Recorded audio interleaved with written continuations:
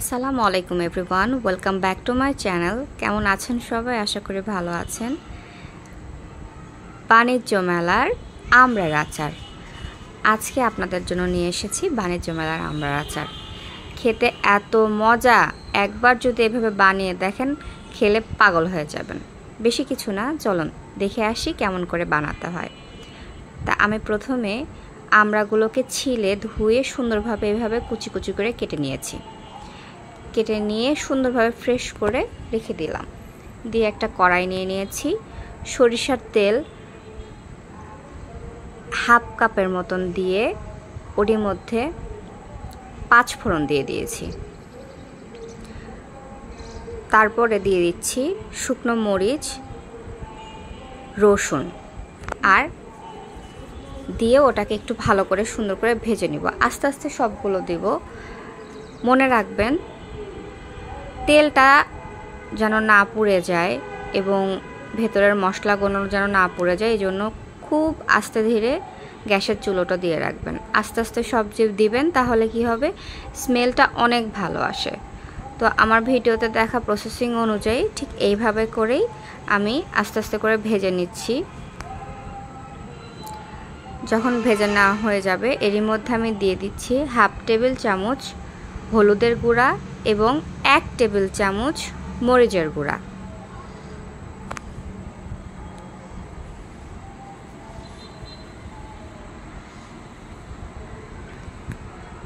মরিচের গুঁড়াটা একটু বেশি দিয়ে নিচ্ছি, কারণ স্বাদ যাতে অনেক বেশি ভালো হয়, কালারটা যেন একটু ভালো আসে, এটার জন্য দিয়ে দেওয়ার পরে আমি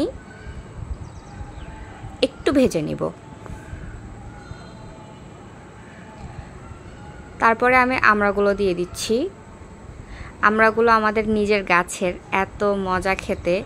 এগুলো এমনিতেই অনেক বেশি মিষ্টি, তারপরেও যেহেতু আচার তাহলে তো চিনি দিতেই হবে। এখন আমি সবগুলো মশলার মধ্যে এই আমড়াগুলো সুন্দরভাবে নেড়ে চেড়ে নিব।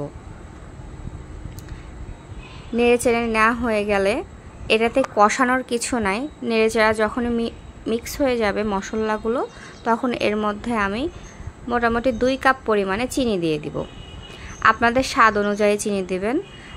আমাদের বাড়ির আমড়াগুলো অনেক মজা। এটা আমাদের নিজস্ব গাছের আমড়া। মোটামুটি 2 কেজির মতন আমি আমড়াটা নিয়েছিলাম। অনেক মজা এবং অনেক মিষ্টি। তো যার কারণে আমার 2 কাপ চিনিতে 2 কেজি আমড়ার আচার হয়ে গেছে। এখন আমি আস্তে আস্তে করে এটা নেড়ে দিব।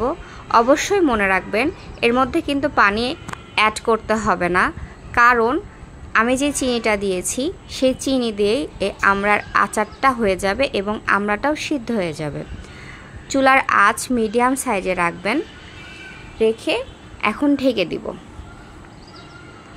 একটু পর পর খুলে খুলে খুলে আমি নেড়ে চেড়ে দিব। দিতে দিতেই দেখবেন আস্তে আস্তে আঠালোভাবে পরিণত হচ্ছে।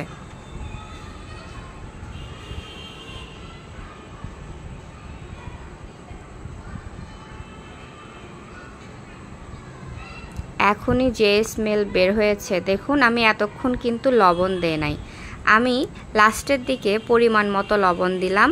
আপনারা একটু চেখে দেখবেন কতটুকু লবণ লাগে।